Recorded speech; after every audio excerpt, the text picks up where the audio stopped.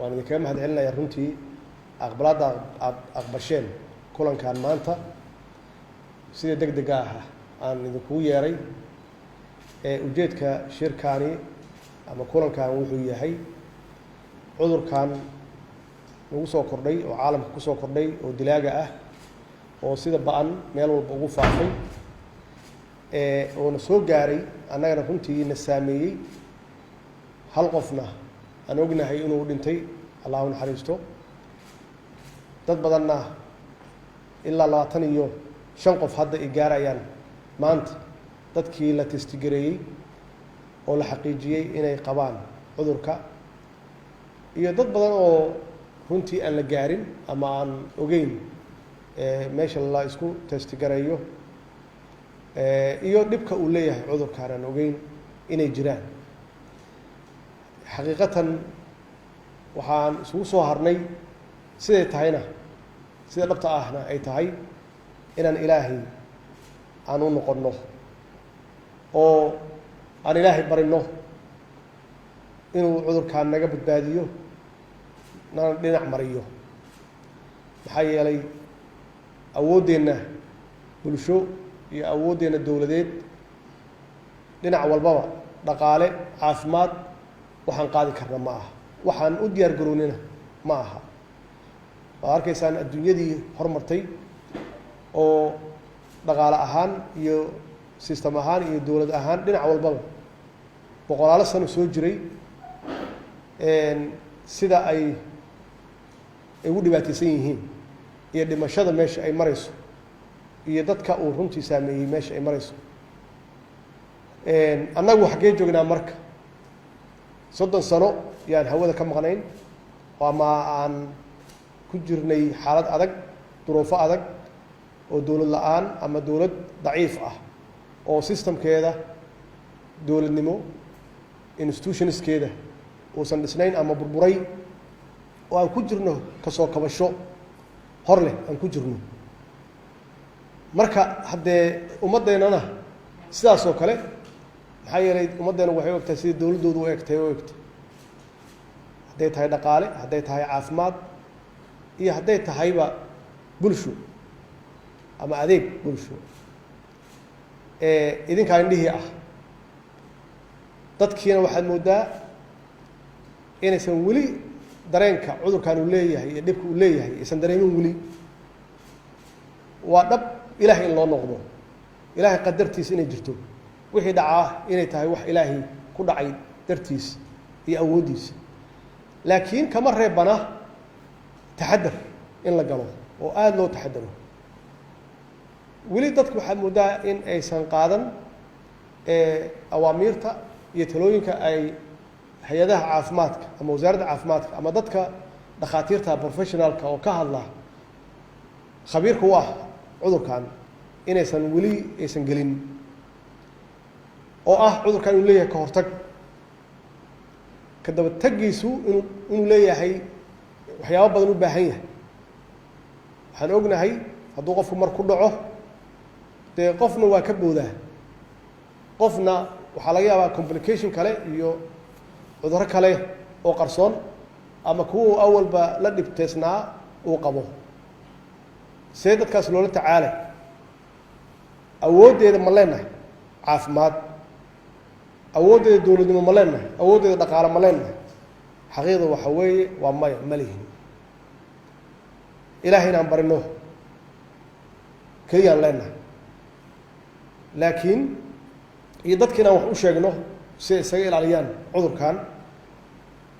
oo ugu horeyso sida hadda adinku aad tihiin in la kala fogaado social distancing waxay luqadda ajnabiga lagu yiraahdo saas in loo kala fogaado haddii la heli karana afka la duubto gacmahana gloveski la gashado maxaa yeelay qofku haddii uu maxaan ku rahdaa gacmaha kusoo qaado sanka ma gaarsiin karo maxaa yeelay sanka waa u xiran yahay in bulshadeena aan gaarsiino war cudurkaani waa cudur daawadiisu ay tahay taxadar feejignaan kala fogaasho dhaqankeenna oo dee waa dhaqan dadku waa is jecelnahay waxaan jecelnahay inaan isku dhownahay waxaan jecelnahay inaan istaan taabanno waxaan jecelnahay qofka xanuunsan in la soo booqdo waxaan nahay dad geesiyiina oo dhibaato walba ka soo dhargay oo waxay ka baqaayaan aysan jirin oo marmarka qaarkood qofku uu raadsanayaba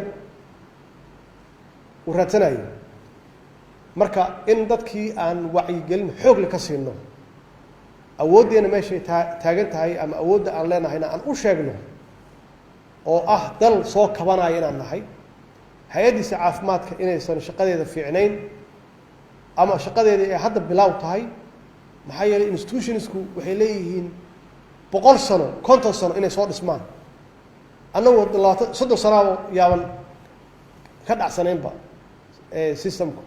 system ahaan aan u dhacsanayn intii yareed oo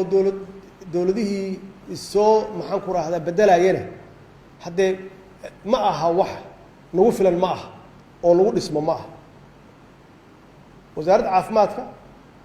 adduunkaan naqaano inta badan waxaa ka shaqeeya dhakhaatiir iyo dad administration jaamacado sare ku soo gaaray keliya intaas ma aha boqolaalo sano isku bedelayay jagooyinka oo intaasi dadku wax baranayeen oo departments kala duwan leh hadday tahay cudurrada ka hortagga cudurrada faafa hadday tahay wacyigelinta hadday tahay baaritaanka daawooyinka khaladka ah iyo kuwa saxa ah hadday tahay imtixaanada dhakhaatiirta inay sax yihiin oo ay leeyihiin khibraddii loo baahnaa baaritaanka caafimaadka naftigooda meelaha cisbitaalada yaallaan ama cisbitaalada jiraan waxaasoo dhan waxay u baahan tahay muddo dheer inay hay-addu ku dhismato marka tabarteenna caafimaadna waa taas tabarteenna dowladnimona hadda waa og tihiin waxaan ku jirnaa kabasho hadda yaa wasiirku waa nala fadhiyaa maaliyadda aan adduunka u furannayba inayna fahmaan inaan nahay inaan qaabkoodii iyo systemkii ku shaqeeyaan aan soo galnay oo nala aamini karo oo wax nala siin karo wax nala amaahin karo deeq nala siin karo lala macaamili karo lala fariisan karo haddaan soo galnay habka canshuur qaadisteenna ama canshuuraheenna dalkeennu isma haysto waa kala maqan yahay cadow manaxo ah yaa meel jooga oo cudurkan inuu faafo wax ka daran sameynaya marka xaaladaha noocaas oo kalea wey dadka marka in loo bandhigo shacabkeenna awooddeenna dowlad aada iyo aad yay ugu jirtaa soo kabasho ugu jirtaa daciif u tahay ganacsatadeenna iyaga naftigooda waxa aan hayno waa iyaga runta marka laga hadlaayo oo waxa dalkan soo waday oo isku soo hayay iyagay ahaayeen oo iscontroolayay dowlad ma controlin maciishada dowladdu ma controlsho iyadaa controlsho iyagaas controla marka markaan oo kale oo duruufahan oo kale ay jiraan iyaga naftigooda waxaa laga rabaa mas-uuliyad dheeraada inay saaraan bacdamaa dowladdoodii ay tahay dowlad iska barakaysan xaaladoodu ay iska adag tahay weli aan dhismin weli isdoon doonanaysa iyagaa laga rabaa inay isqabtaan oo yidhaahdaan shacabkeennii weeye intaasoo sano aan soo nooleynaynay iyaguna ay na soo taakuleynayeen oo wax naga iibsanayeen oo marketku u socday hadda bacdamaa dhibkaan u yimid waa inaan xakameenno wax alla wixii maciishadda ah inaan xakameenno oo aysan dhicin dadka in laga faa'iidaysto adduunyada horumartay waa samayn karaan hadday rabaan maxaa yeelay dadkoodu waxbay meel hore u dhigteen dowladahoodu dhaqaalaha meel intaasoo sane ka arurinaya canshuur dhaqaalay meel u dhigeen oo qofkii cuntadii gurigiisaa loogu geenayaaba annaga awooddeeda ma lihin taasaa keenaysa in dadka aanan odhan karin jooga guryihiinna maxaa yeelay waa inay kala doortaan gaajo iyo coronavirus annagii haddaan awooddeena ay gaarsiisanaan lahayd oo ama dhaqaalaheenna dadkii naga horreeyey oo aabbayaasheenna ay aada u shaqayn lahaayeen oo aysan waxba naga burburin lahayn oo dowladnimadu ay ahaan lahayd dowladnimo u shaqaysa dadka oo aan laga shaqaysan oo hufnaanta ugu horeyso dowladdu waxay lahaan lahayd kayd marka dhaqaale oo marka xaaladdan oo kale ay timaado dadka lagu khasbi karo inay guryaha joogaan oo dawladdu ay kabi karto kan shaqada businessmanka ah ama ganacsatada ah wixii ka baaqda la siin karo canshuur dhaaf badan la bixin karo oo dawladdu kabayso wax horey aan meel u dhiganay ma jiraan horey umaynan shaqaysan marka inaan la noolaano xaaladda annaga aan iscaawinno garbaha isgashanno gacmaha isqabsanno istaakulayno keena dhibaataysan la taakuleeyo wax isu sheegno dadkan aan u sheegno iyagoo noloshoodii wata awareness la siiyo in la kala fogaado cudurkan dhibkiisa loo sheego qof walba oo maskaxda ku hayo adoo noloshaadii qutuliyoonka kaagi raadinaya haddana is-ilaali oo gurigaaga ha keenin haddaad dhalinyaro tahay oo aad isbidayso xoog inuusan cudurka kugu dhicin hooyadaa iyo aabbaha iyo dadka waaweyn